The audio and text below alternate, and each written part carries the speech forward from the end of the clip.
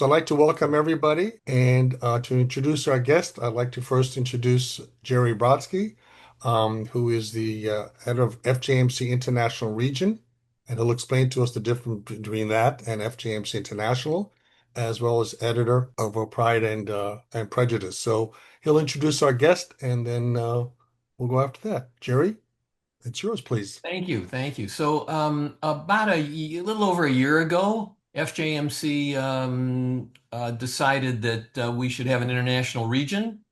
I'm not sure what moment um, uh, I gave in and decided I would lead this little effort, which has become a big effort. But I became president of the international region. Jonathan Epstein became vice president, and then we had other officers. And through Masorti Olami and Tahila Rubin, we found brothers in the London area in the UK. It was Rabbi Oliver Joseph, and then Nick Kalmus, who is here with us today, and Dan Rickman. And many of you know they came to Pearlstone outside of Baltimore at the end of January to meet us all and get involved in what we're doing. We have plans to have our first international retreat outside of North America, international retreat in the UK in March, and Nick is a big part of that. And part of the FJMC international region is to bring to us much more of a breadth, to our work, to gather Jewish men from the diaspora, from all places around the world. And it was recommended to us we start out with people who speak the same language. And so I know that's a little questionable, but Nick tends to understand me when we talk, so it should work out. Anyway, so part of this widening our horizons outside of North America is today's program then. The anti-Semitism guys said, let's get outside of North America a minute and find out what anti-Semitism looks like in other places. So where to start, but with our UK brothers now, and Nick is here to do that. Nick Kalmus, who again is working hard for us on pulling together this retreat outside of the UK in the UK outside of London in March. So I'll just let Nick take it from there.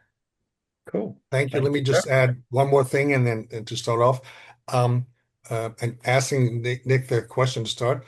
So Nick, you've described to us that you live in one of London's Jewish cholent pots. I've never heard that expression, but I like it. And prior to that, you lived in the mainly Muslim area of Kilburn, which you still consider your home and where your shul is located. And in fact, the recent stabbing Yeah, of two correct. Jewish men in London occurred close to you, Nick, and on a street that you frequent. Can you share with us your personal perspectives when you heard that news, what it meant to you and to your family? Sure. So that took place literally, if you step out of my block and you cross over a main road, which is London's main circular road, North Circular Road, the stabbings and the takedown of the perpetrator was at that crossing there. So it's literally 2 minutes from the flat. Um, How did I feel? I get goosebumps thinking about it right now, actually.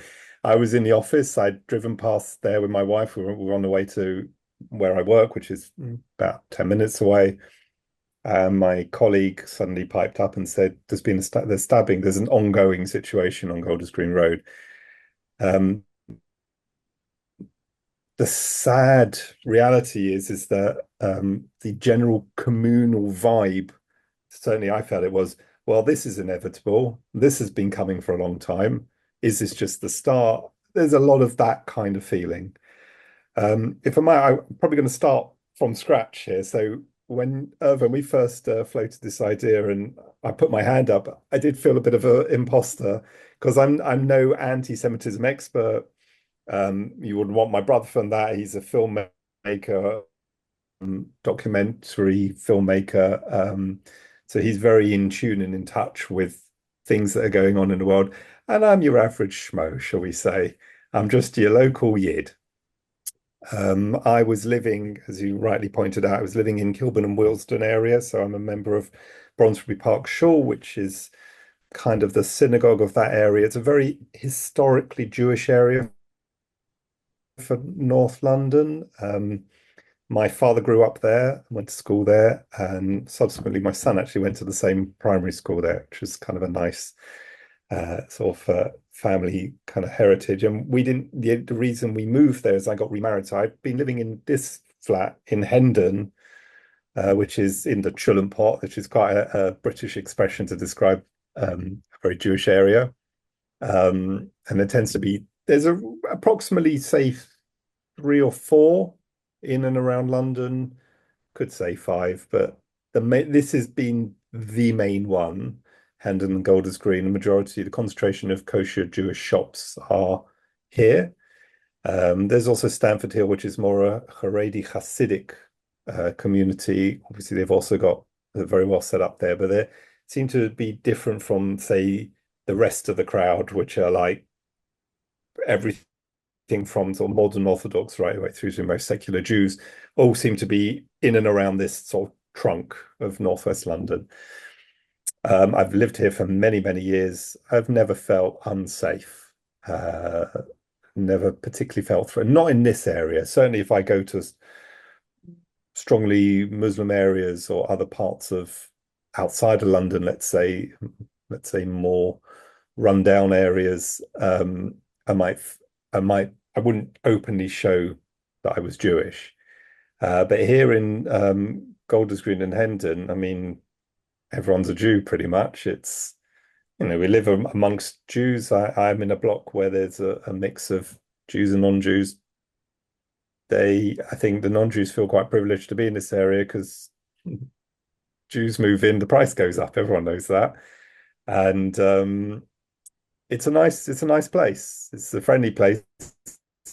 And there's a lot going on. There's a lot of synagogues, there's a lot of communities intermixed with each other. Huge amount going on here. So up until a couple of weeks ago, I mean, the heat on anti-Semitism turned up. I mean, it's been brewing since October the 7th. I think that's global. From what I see in and amongst friends and family around the world, everyone's talking about, we all saw the horrific events in Bondi Beach. That was so shocking. And I'm sure I'm not alone in feeling every time Israel goes and does something, and then the inevitable backlash, those ballistic missiles have given me many a sleepless night. Which leads into the sleepless night that I had. I think it was when was it? It was in March. Was the first real expression of an anti-Semitic attack in this area, which was the setting alight of the Hatzola ambulances. So just a block and a half up the road in Golders Green, so very close by. They have a synagogue, a Yeshurun synagogue. They're quite a frum synagogue that has its car park is converted into the Hatzola base. And I think there's a number, there are 4 or 5 ambulances there. They're generally parked there, and then they deal with communal emergencies. They're excellent. They're amazing. If you want to get to a hospital quickly, or if you've got an emergency, call Hatzalah. They'll get there before St. John's Ambulance, which is the local government NHS service. And often they will answer calls to non-Jews as well. The non-Jews in this area know about it and know they're going to get seen to far quicker by very qualified Jewish men and women who just do an amazing job. So around 1:30 in the morning, 3 youths, they've now been identified and arrested, or as far as we know, what tends to happen is that they tend to identify them and say they've arrested someone, and then we hear nothing. With all of these events that have happened, it's been the same pattern in the UK, and they're very careful as to say whether they have a certain Arabic sounding name or Pakistani name at the end of it all. Often we don't hear their names. They say arrests have been made, and then that's the end of it. So I woke up to a loud bang around 2 a.m. And I thought to myself, that doesn't sound right. But we're by the big main road here, so I did think maybe there's sometimes, an exhaust backfire, something like that. So I stayed put and I thought, are there going to be sirens? I heard no sirens. And about 5 minutes later, I heard another big, louder explosion. And that was it. I was up. I looked out the window, could see smoke billowing over the treetops over down Golders Green Road. And I thought, oh God. Now, my first instinct, as bizarre as it was during the wave of ballistic missiles going into Israel pre-Pesach. And I thought, maybe they sent one here. Are they trying to bomb? Are they bombing London? I was half asleep and I guess a little bit shaken.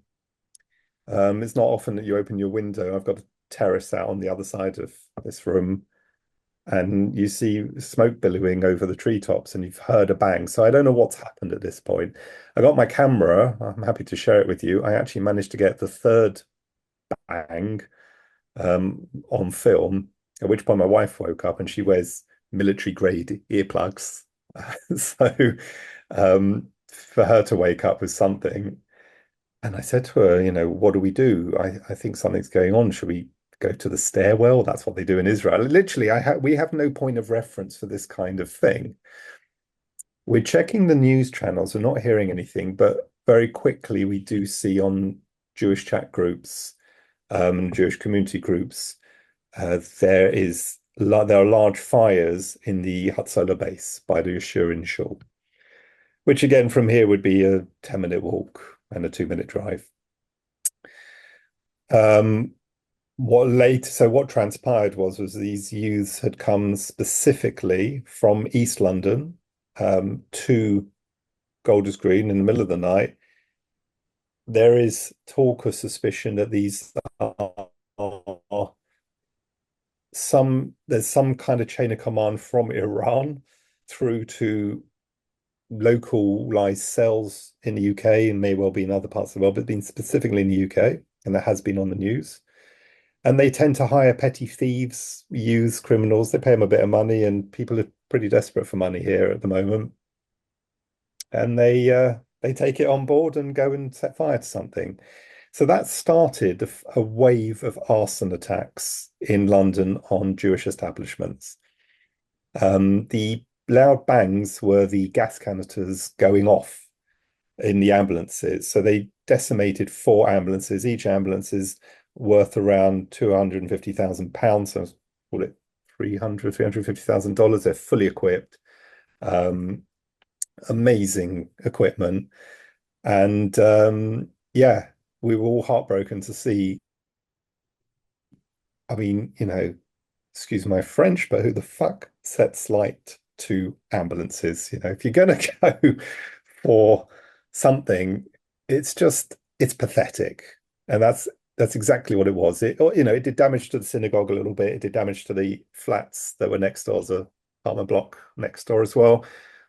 Pretty much predominantly Jewish there. Very, very upsetting. And the community, myself included, were livid. Like, this is just ridiculous. And then what came next was literally, there was something every day, but it's been pretty much weekly for arson attacks. So there has been, I believe, 3 synagogues firebombed or attempted. The Iranians seem to be hiring fairly inept people, thank God.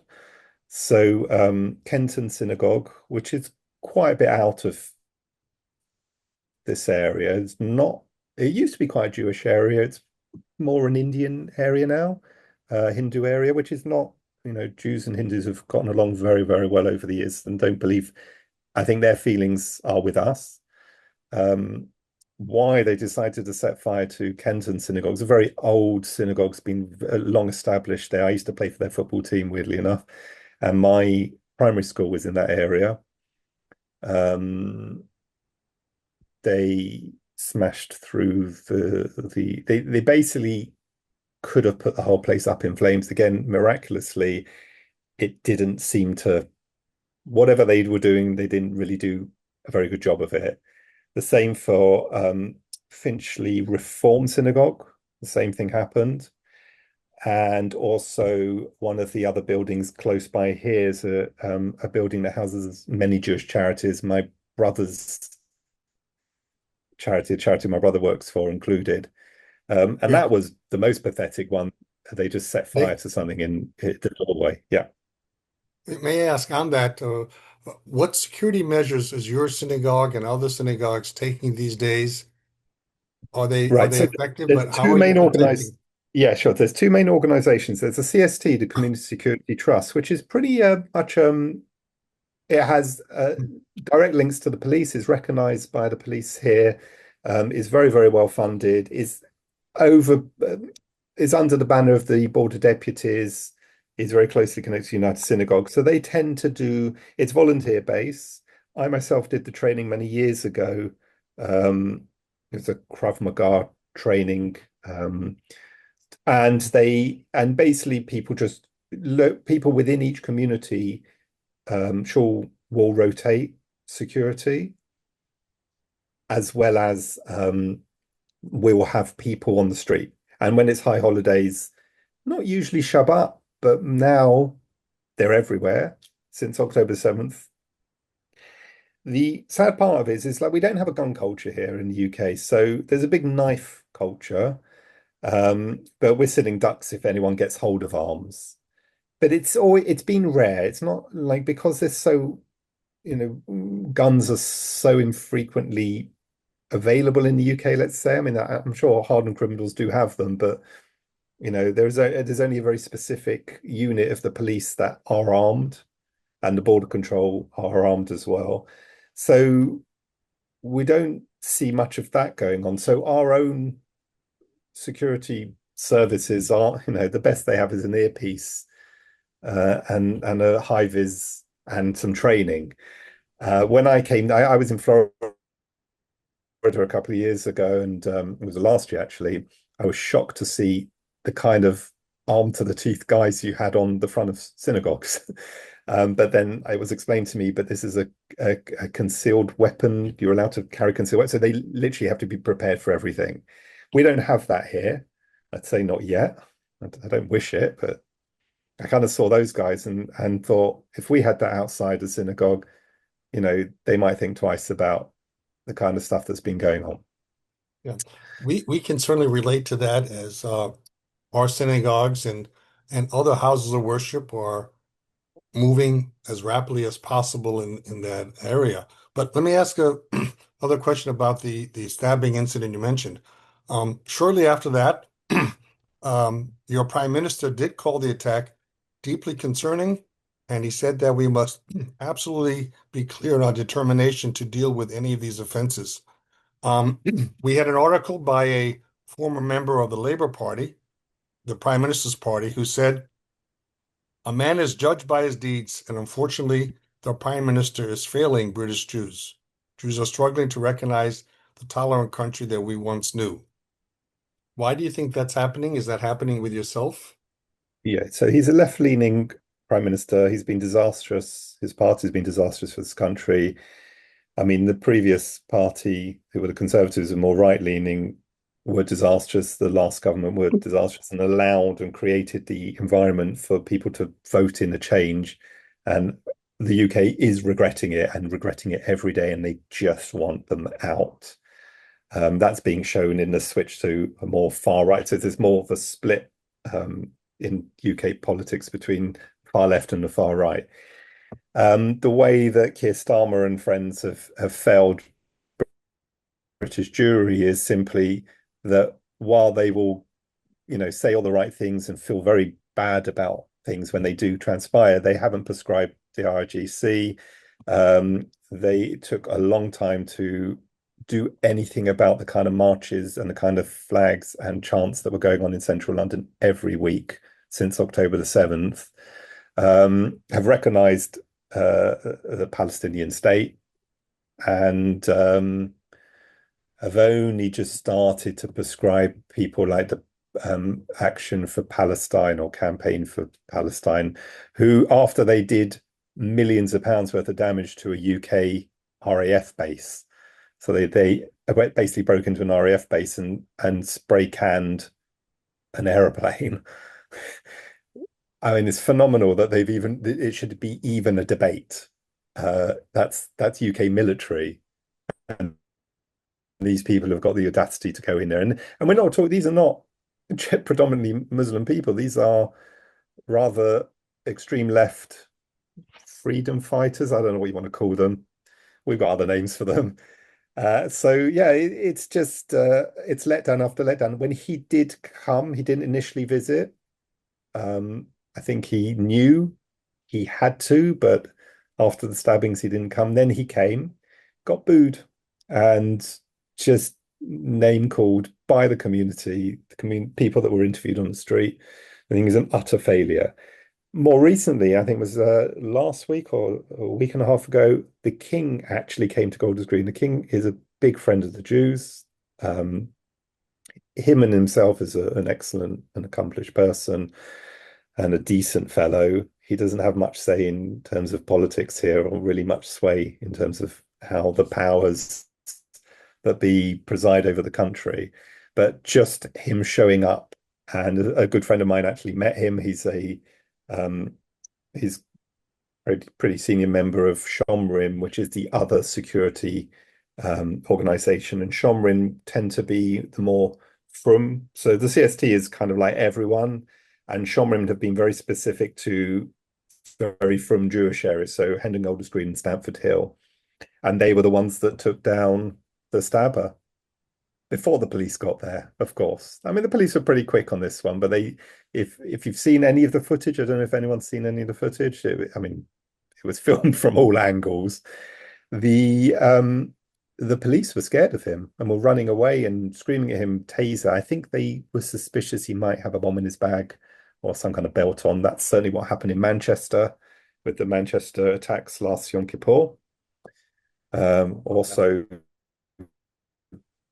got a friend of a friend was one of the gentlemen who got shot there. So it feels very close. There are other instances that have happened to my son has had something happen, which I can talk about, and my nephew, which I've only actually more recently found out about because they were told not to say anything because they actually didn't have, no one really was able to identify the perpetrator. So it didn't hit the news until like 3 weeks after the event. But there is stuff literally going on every day. Yes, the proximity to such tragedy is just incredible. We here, I live about 8 miles, 9 miles outside DC, and when we heard the tragic murder of the two young Israel embassy staff out of the Capitol Jewish Museum, I mean, I could drive there in about 25 minutes, so that I can understand very, very much. And the perpetrator of that one was Hispanic, was it? Or did I get that right? He was not uh, Arabic, from what I understood. I am not sure. No, I don't. He may have been, or maybe. Sadly, there have been so many. I don't remember that part. Let me just ask if anyone has questions. Please just either raise your hand or put in the chat. And happy to uh, have Nick answer them. One of the thing here in terms of the criticism of the government, and this you're not a politics expert, but this seems to be coming from actual people that the UK, which has a very significant anti-racist establishment, usually standing up for all injustices, um, seem to be totally silent, as if they're dehumanizing the Jewish community. Um, would you agree with that? Are they standing up for everyone's rights, but somehow not They for are now because they bloody well have to. Yeah, they are now. They're starting to introduce anti-Semitism education into schools. As it's like they're rushing this through. A lot of it, they're on the back foot, basically. This has been brewing for a long, long time, and now we're seeing the fruition of it. I mean, I'm sure you're all aware the kind of stuff that goes on social media and online is despicable. It's awful, but and this is what the kids are digesting all of the time. And the way the algorithms work is if you're interested in that, give you more of that, give you more of that, and give you more of that. So we're all living in our own echo chambers. And so there are large swathes of people that literally just, believe that all Israelis are baby killers, and by default, all Jews are baby killers as well. It's just, I mean, I have my own spiritual perspective on that, which may not be for this discussion. I'm happy to share if you're interested. I do see a deeper reason behind all of these things, but on the surface, it's just, this almost seems to be what I'd call a mind virus, just a disease of utter stupidity, a loss of critical thinking, simple questions to ask, and assumptions, and being fed stuff and being, such zombies that they buy into this kind of stuff and wave Palestinian flags left, right, and center and believe that they are fighting for a just cause and we are legitimate targets. Going the one of the gentlemen that got stabbed is the brother of someone from my block. I used to daven in the same shul as him. He davens at Chabad. Thank God he's okay. He's an older gentleman in his 70s. You see the video footage. He literally came out of Reich's deli, picking up his Shabbos dinner, and this guy came out of nowhere, jumped on him just multiple times in the neck, stabbed him. Horrific. And he's just a gentle, kind, nice man that the community knows. It's just unbelievable. We have tried here, the community, to reach out and develop allies, to develop allyship. And we have gotten support in our community from Muslim community and the Christian community. But whether we have as many allies as we need, we're doubtful. How are you in the UK? Who are allies for the Jewish community, and how are you working together? So the rabbi in Bronsbury Park spoke about this silent majority because they have been bloody silent and they continue to be. There is a terrible apathy and attitude of apathy in the UK. It's a very UK, oh, not a lot we can do about it. And that needs to change. After October the 7th, there is one. So in Bronsbury, because can I ask a question first? Sure.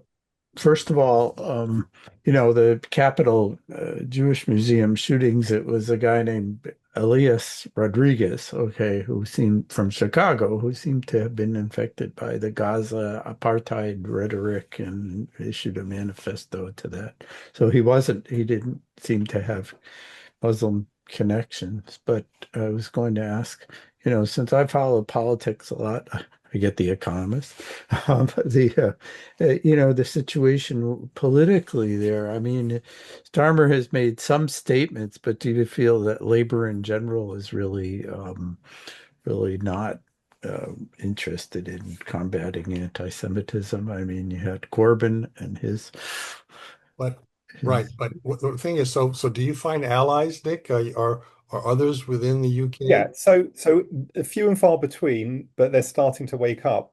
They're there, but they're not standing up for Jews. So we've just had what they call local elections, so local level council elections, not entirely in the UK, but in large parts of the UK.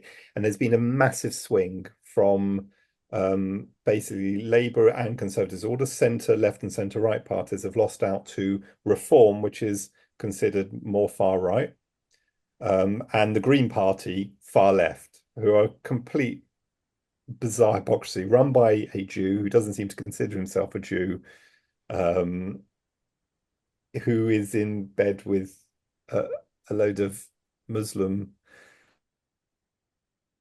They're supposed to be standing. They originally represented, the Greens, so ecology and climate change and things like that, and they're just getting into bed with anyone to sway a vote. So they're obviously not with us, but the Reform voters seem to be coming out of the woodwork.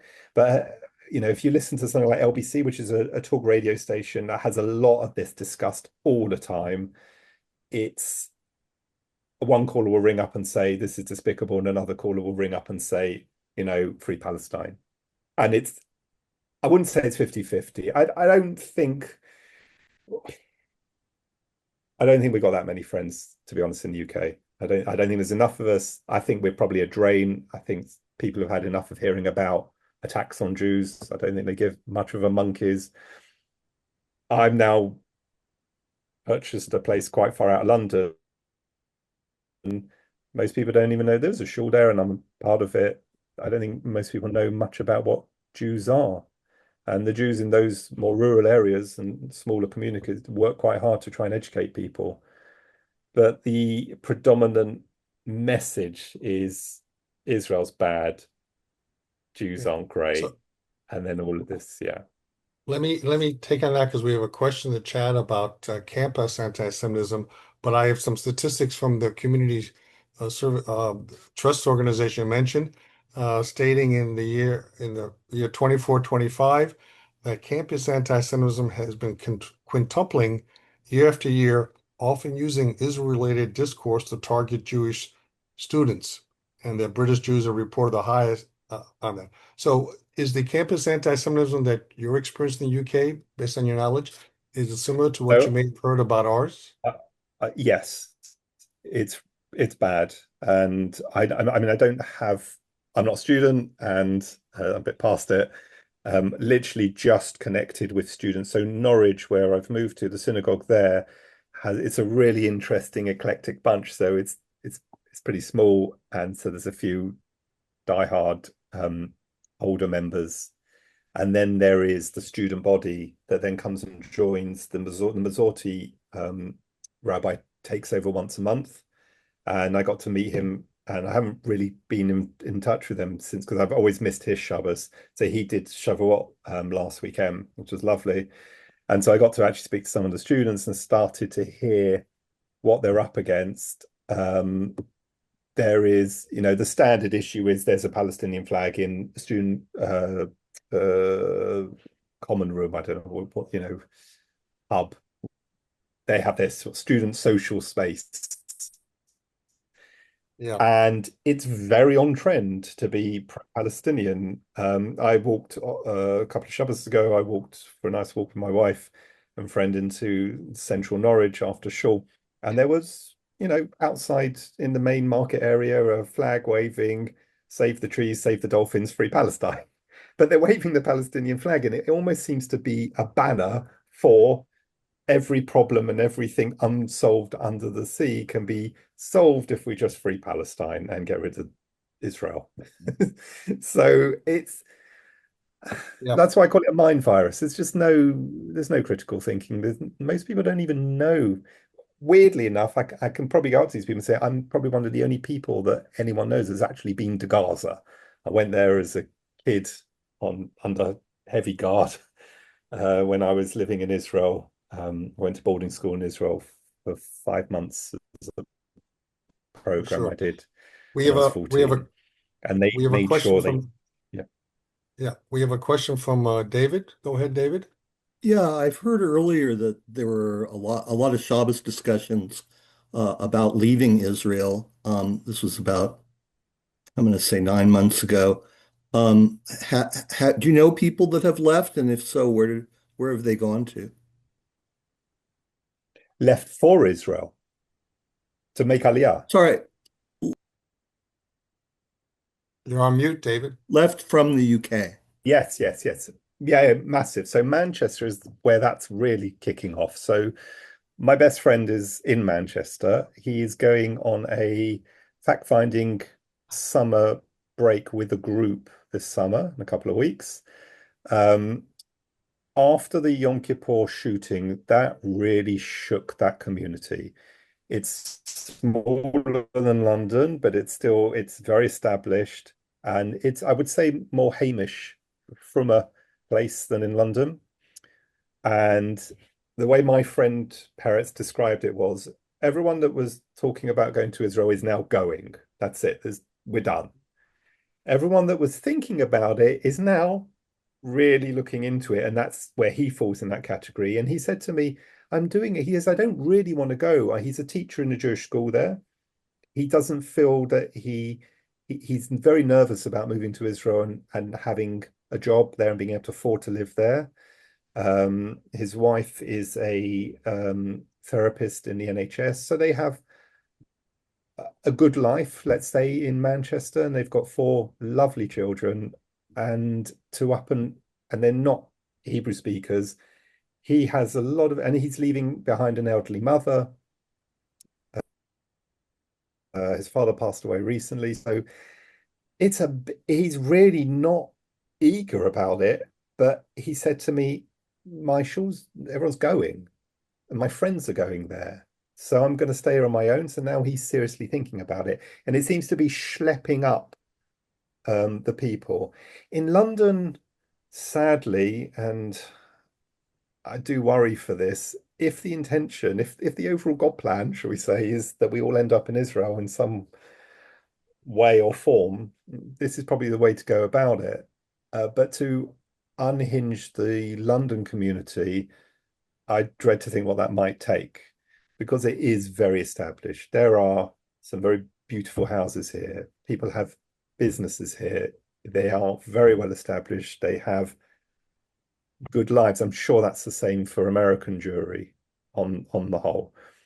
And so, unless you're really previously, if you were really Zionist, you really felt being in Israel, it's not an easy choice to make, and most people don't make it. But in the UK now, vis-a-vis feeling very vulnerable, feeling like we don't have friends, feeling like the government is not really, they are policing. They're showing themselves up as being a lot more present. We've noticed that police cars drive down one end from Hendon, top of Brent Street, which is behind me up here, all the way down. It's, let's say, a 2 mile stretch from top to bottom. That's pretty much the Jewish drag, if you like. They drive down from one end and then speed up the other side with the sirens on at intervals. And then we see them turning around and doing it. It's just ridiculous, but it's to show presence. But even with that going on, a Israeli fellow got very badly beaten not Sunday, the Sunday not last one, 2 weeks ago, around 2 a.m. He was on the phone coming home, walking in Golders Green with the police going up and down, and a group of Arabic speaking men heard him speaking in Hebrew and basically kicked the shit out of him. And he said he feels like he's lucky to be alive. He thought he was going to be killed. And Nick, that happened in the back street of Golders Green with the police presence. yeah. Nick, we have a question from Dr. Mandel. Is the Holocaust Educational Trust active in schools to educating students about the Holocaust? Does it advise the government on anti-Semitism beyond the Holocaust? So I'm personally not familiar with the Holocaust Educational Trust. There is a lot of effort in Holocaust education that reaches beyond, just Jewish schools. So they do try and get it into other schools, whether they're invited or not, whether there's a friendly receipt or not, I don't know. But now they're making this mandatory. The government are stepping up this effort because they've seen the effect. We think it's too little, too late. I think the damage is done personally, and I don't want to be negative. I don't think it can be reversed simply because there is no way they're going to buck a trend of what these children are consuming it's junk food for the brain. They're consuming the stuff on social media all day and all night long and discussing amongst themselves, and trendy to join marches, trendy to be a part of something. I don't think, and then there are large parts of the UK that is either Muslim predominant, so it's an automatic Israel out, Jews out, forget it. Or if you say, take, funnily enough, Norwich, where I've bought a place, has a very wokey vibe. It's very arty, creative. So it comes with all of this. So I don't think that I think it's too little, too late. It's my personal opinion. Very, very sorry to hear. Jerry, you have a question? Yeah, so Nick, some of us will be traveling this summer and going through London, right? And some of us are planning on coming, what, 9 or 10 months from now to that retreat that we're trying to set up. So did you intend to scare us, or what do you what do you think about our safety, and should there be something we should be concerned about, or just go about our business? I hope that I'm coming across as angry. I'm not scared. And I think that is a big difference amongst Jews generally. There is a sense of vulnerability that it pisses me off. I, right after the stabbing, I was in Wales. I went to Brondesbury on Shabbos morning and I went over to a friend's. My son is scared to wear his kippah out. My son goes to JFS, which is the biggest Jewish school in Europe. I went there, and in his first year there, he him and his friends were sitting on the platform on the metro, and a group of children from a local school, Pakistani kids, crowded round him, said, F Israel, free Palestine, and basically abused them verbally. My son actually did something quite brave. He took out his phone and filmed them. He does do Krav Maga. I'm very proud of him for doing that. And he handed that in the next morning, and the police were involved, and those kids were, again, we don't really know what happened. I don't much happened. They were spoken to, and the school was informed. This is fairly frequent, ongoing for kids. He wasn't scared. I'm not scared. I want him to see me wearing my kippah out and about, but I'll take a view on it. If I'm with my wife, if I'm with him, if I think that I'm being stupid and foolhardy, I'll wear a cap, or I'll just take my kippah off. I don't wear tzitzit anyway, and I'm not necessarily directly identifiable as a Jew. In my place of work, I have a warehouse. I'm on an industrial estate. There are many, many Muslims there. Some I'm friendly with. I openly wear my kippah. I walk around there with my kippah on, and they need to see that. There's a mezuzah on my door. Am I inviting problems? Hope not, but potentially. Has there been attacks on Jewish businesses? Yes. There was a rather unpleasant dog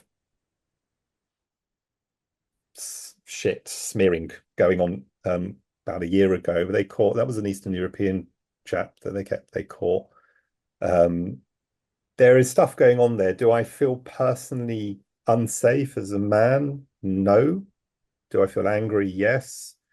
I think that we have Israel. I think that imbues in each and every one of us an incredible pride, regardless of what they say about the place and who's in charge and what's going on over there and whether it's right or wrong. I mean, two Jews, three opinions.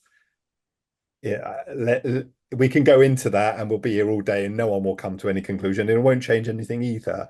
It's shit that our biblical homeland, shall we call it, is in and amongst all of this. And if that's the God plan, then who am I to buck that? But boy, does it cause us a lot of headaches. And it's not a pleasant position for any Jew to be in. So we have more questions. Steve, Dr. Mandel, you have a comment? Yeah. So, what gives you hope and support of joining with the FJMC International?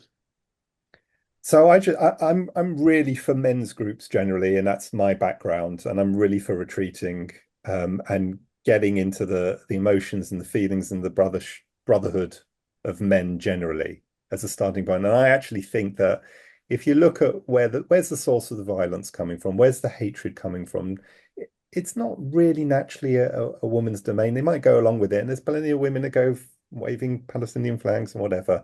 But generally speaking, the perpetrators of violence, and in every scenario of here that we've experienced on the streets here, has been perpetrated by men. If men were more in contact with themselves, understood themselves better, understood where they were lacking and what they missed out in life and where they're angry, generally, I'm not just talking about Jewish men, but generally, I think, we could have world peace overnight. We have men in power that, they're arguing over this bit is mine, this bit is yours, I need to control this. But if they were a little bit inward focused, there's a strength in that. There's not. So I'm very much a believer of men's groups, and therefore joining with you guys is just an extension of that. And I think that if we can put that out into the world and share it with both Jews and non-Jews, a lot of peace to come. I mean, like, as my rabbi, I'm an incredibly special rabbi, and he says to me, when all of this stuff's going on, and I can get very stuff in Israel, so I'll talk to him about it, and he'll say to me, you need to focus on you, your wife, your son, your business. You just need to do what God put you here for. Work out what that is and do it. And if everyone else was doing that, we would have no one would be interested in all of this. Is kind of for want of a better phrase, it's quite a young phrase, cope. It's all putting, my problems are because Palestine, my problems are because the Jews. No, your problems are because that's what you got being given. And if you sit down and sit with it for a bit and work it out and do the work, and you might not be so angry about this, that, or the other outside, and work out what it is that has gone wrong and put it right. That's why I hope that answers that question. Yeah. Thank you. Bob, you have a comment or question? Nick, are you aware of other countries in Western Europe regarding anti-Semitism? I'm curious whether Jewish people in the UK are not traveling to other European countries because of anti-Semitism. Right. So yeah, I've got a lot to say about that. My ex-wife is French and my new wife is Latvian. So we've got a bit of, and I spent a lot of time in both of those countries. I don't go to France anymore. So France was ahead of itself compared to the UK in terms of the Muslim community in France. It's that much bigger and that much stronger. North Africans, and also the way the French treated them, they created their own problem. They created really very no-go zone ghettos of Muslims in and around Paris and other cities. Did I experience anti-Semitism? I was told back then, when I was first married and I walked through Paris streets with my kippah firmly on, I was absolutely nuts and I need to take it off. I actually never experienced anything other than one comment, which was why is he wearing a big plaster on his head? And my ex-wife had to translate it to me, so the effect was lost, shall we say. But weirdly enough, on that same weekend was when a gang of Muslim kids murdered a Jewish boy. So it's been pretty bad in France for a very long time. And it seems to be that the UK is now rapidly catching up. In Latvia, they don't really know what a Jew is. Sadly, they did a very good job of getting rid of most of them back in the day. So at the moment, no, I can walk around there. I might get some funny looks, but only as a sort of suspicion of what are you? And when I went and we had our marriage there, we actually had a Shabbaton in a small village where my wife's from beforehand, and the people that rented out the Airbnb ended up calling the police. I think it was to do with some mental health issues of the owner, that they were frightened and suspicious because they heard us singing in a strange language, amongst other things that went on there. It was very, very odd. I don't think it was anti-Semitism. I think it was just cluelessness. So those are my personal experience. Nick, just before we sign off, just to give an opportunity on the things that are happening that are more positive, and you mentioned this briefly before when you discussed the Community Security Trust Organization. But I gathered some data from them, and they're talking about what they are doing. They've allocated some 70 million pounds to long-term funding, guards, CCTV alarms. There's anti-Semitism guidance they produce for schools and universities, institutional reform and culture, sport, a national plan to address deeper drivers of hate, and constantly watching and if need be attacking the prime minister, and in local governments adopting the IHRA definition. So given that, what do you think about these moves? Are they positive? Are you I optimistic? think And how I'm would your not optimistic. fellow No. Jewish communities? I think they're a waste of time. And what I am seeing in amongst the Jews, um, of like, so I'm on a WhatsApp group, Queen's Park WhatsApp group, Bronsbury, Willesden, my community. There's a WhatsApp group there. There's a lot of people on it, and you've got every gamut of Jews from Haredi and hard right to far left and very kind of like floaty wokey, all sorts of people in between. It's usually very entertaining, the banter that goes on there. What I've noticed is a pattern of even the people that were on the left and saying, oh, we've got to talk to our friends, we've got to go out there, we've got to educate, have started to be, by the events, have been pulled more into the center and have been more thinking about sticking together as a people and about introspection as opposed to like being busy out there. Now, that's just my own opinion. I don't know if that's 100% true. That's what I've noticed. In answer to your question of,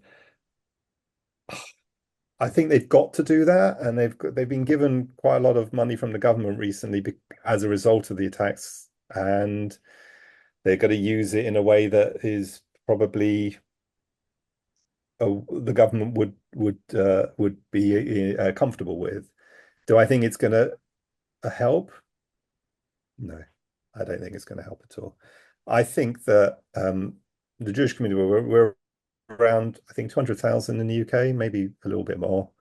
I think that will become smaller and smaller. And I think over the next 20 years, it's going to change a lot.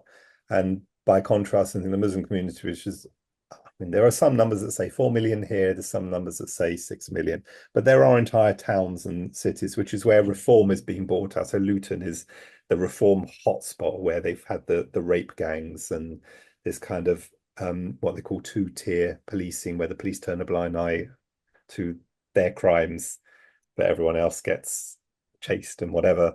There are localities in the UK, mainly around main cities, so London definitely, Manchester, Liverpool, Leeds, Bradford, Leicester, Coventry, Birmingham are like very strongly Pakistani ruled, shall we say? So yeah, and I've witnessed my own eyes these famed hotels. When they're coming off migrant boats as asylum seekers, they get spending money, they get a room and full board. They end up doing sort of moonlighting as Uber drivers and Deliveroo drivers, things like this. And they try and stretch it out for as long as possible. There is a good look, but these are not asylum seekers that are necessarily coming from war zones. There are a lot of Turkish coming over if they get in a boat and then they survive that journey, which is very unpleasant. So it's usually the men doing it, not the women and children. They get given gifts and then they start sending it. I've met people, had discussions with such people, and I've seen the hotels we've got one down the road. It's an entire hotel. You can't, it was a Holiday Inn. You used to be able to stay there. You can't stay there anymore. You can't book a room. They're entirely filled with asylum seekers. So this is a very hot topic in the UK as well. I just think that the Muslim population in the UK is going to explode, and I think the British jury will eventually say enough's enough, and off we go. I'm sorry to hear that. We are certainly here with you at FJMC International, and maybe Jerry, I can just bring it back to you for any closing remarks on how we in the rest of the regions we can help and support our friends in the international region, and appreciate if you could close us out and to thank Nick for his coming on with us. Yeah, no, the only thing I'll add is, I mean, this is why we want FJMC International to truly be international, right? To broaden our understanding of what goes on in the world. As most of us know, as Americans, we don't really pay attention to the world's events as much as the world reads about and engages in what goes on in the United States. So it's kind of nice for us to be a little bit more international thinking, and we want to, I certainly thank Nick, as he always is, open and straightforward and sincere, and appreciate him taking the time for us today. I thank you, Thank you Jerry. very And much. I Nick, just thank- also There were some questions there, so if you want to pass my details, I'm more than happy to have a WhatsApp conversation. I saw Gary and Lisa ask some questions, so yeah, and welcome Gary when you come. So Yes, Gary had, yeah, Jigal can answer about travel plans. And That's Lisa right. was asking about social media. I look forward to meeting you in person where it's possible. And our best to you, the family, and your community. And we are all here together. Thank you, and thank you for the good, kind remarks from Gary to you, Nick, on your honesty and your resilience. And Thank be you. safe. Thank you. Be well. Thank you, Thank you, everybody. Nick. cool. Great Thank you. seeing you.